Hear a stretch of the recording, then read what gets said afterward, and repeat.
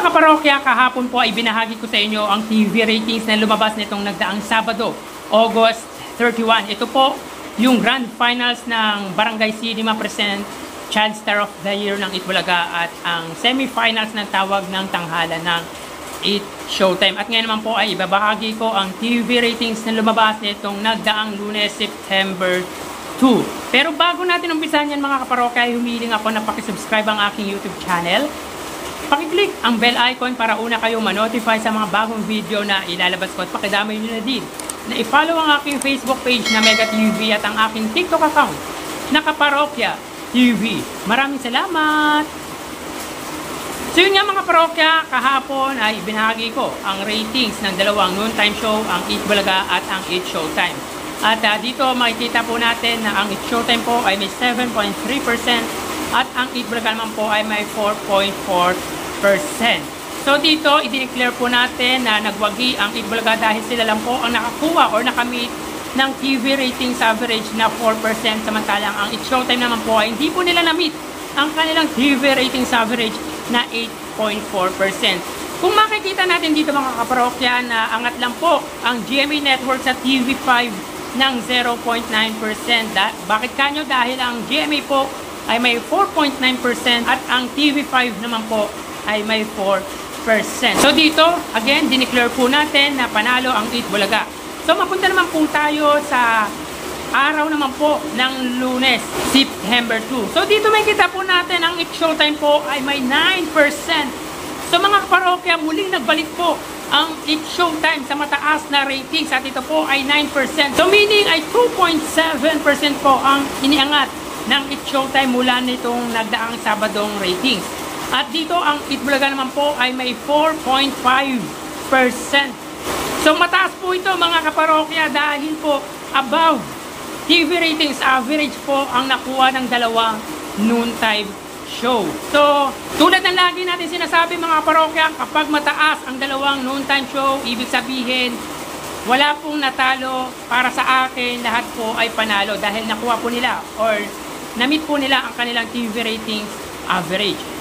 So dito may kita po natin mga kaparokya na talagang nakabalik na ang It Showtime sa average TV ratings. At ito, ang una, mula ng ilang araw or ilang linggong bumulusok pababa ang kanilang ratings. So, congratulations sa It Showtime, pati na rin sa Itbulaga dahil mataas po ang 4.5% para po sa limited reach at mahinang signal. Yun yung advantage ng It Showtime kung bakit mataas po ang nakukuhang ratings nito sa pananghaliang programa. So dito may kita po natin mga kaparokya, ang GMA ay may 6.1% na kuha ng GMA ang kanilang TV ratings average na 6%.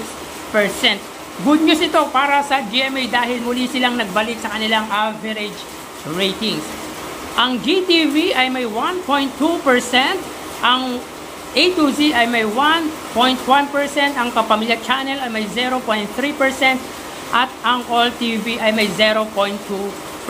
So grabe yung All TV mga kaparokya dahil 0.2% above sa kanilang TV ratings average. Anyway mga kaparokya, lahat po ng TV stations ng It Showtime ay na-meet po nila ang kanilang TV ratings average. Again, sa mga bagong naka-tune in sa aking video, ang GMA po ay may 6% TV ratings average. Ang GTV ay may 1%. Ang A to Z ay may 1%. Ang Kapamilya Channel ay 0.3%. At ang All TV ay 0.2%.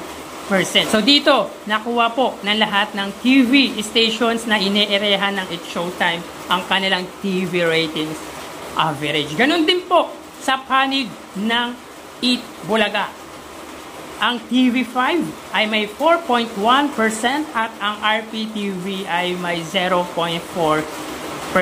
Ang TV5 mga kaparokya ay may 3.5% TV ratings average at ang RPTV ay may 0.3% TV ratings average.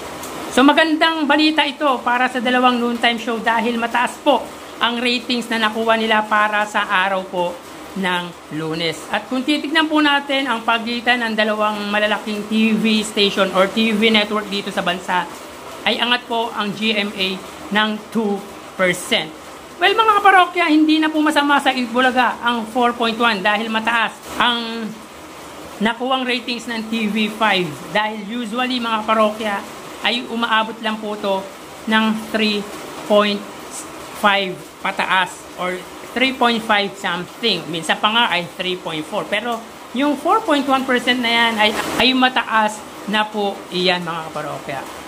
So good news mga kaparokya dahil muling tumaas TV ratings ng dalawang noontime show. At of course, yung It's Showtime ay muli na namang nakabalik sa kanilang TV ratings average. Kung ganito ang palaging makukuwang ratings ng dalawang noontime show ay masaya ang bawat viewers na sinusuportahan nilang programa. So tara ating alamin ang online viewership ng dalawang bigating noontime show.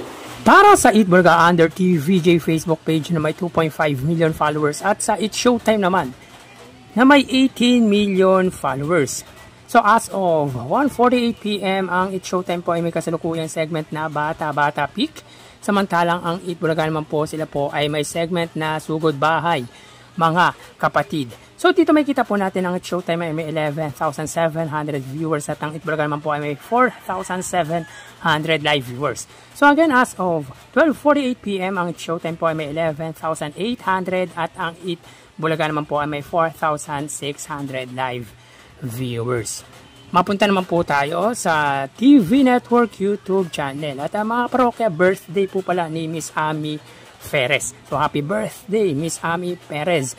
So unahin natin ang It's Showtime under GMA Network na may kasalukuyan subscribers na 36.3 million subscribers. At para naman po sa Itbulaga under TV5 Philippines na may kasalukuyan subscribers na 2 million. So mga parokya ay 2 million na po ang subscribers ng TV5. So as of 12:49 PM ang It's Showtime under GMA sila ay may 18,000 viewers. Samantalang ang Itbulaga naman po under TV5 sila ay may 29 or 30,000 viewers. So again, as of 12:49 PM ang It's Showtime under GMA Network sila po ay may 18,000 viewers at ang Itbulaga naman po under TV5 ay may 30,000 viewers. Mapunta naman po tayo sa main YouTube channel ng dalawang noontime show para po sa It's Showtime. Under po yan sa ABS-CBN It's Showtime na may 2.36 million subscribers. At para naman po sa Itbulaga, under sa Itbulaga TVJ YouTube channel na may 1.1 million or 1,100,000 subscribers. So as of 12:50 ang It's Showtime sila ay may 66,000 live viewers. Ang Itbulaga naman po sila po ay may 71,000 viewers. So again mga kaparokya,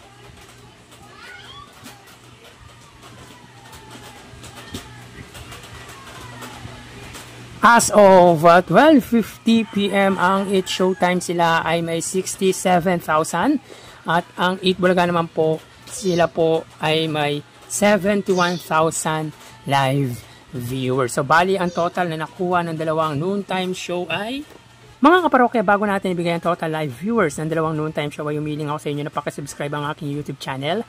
Pakiclick ang bell icon para una kayong ma-notify sa mga bagong video na ilalabas ko. At pakidami nyo na din na i-follow ang aking Facebook page na Mega TV at ang aking TikTok account na Kaparokya TV. Maraming salamat!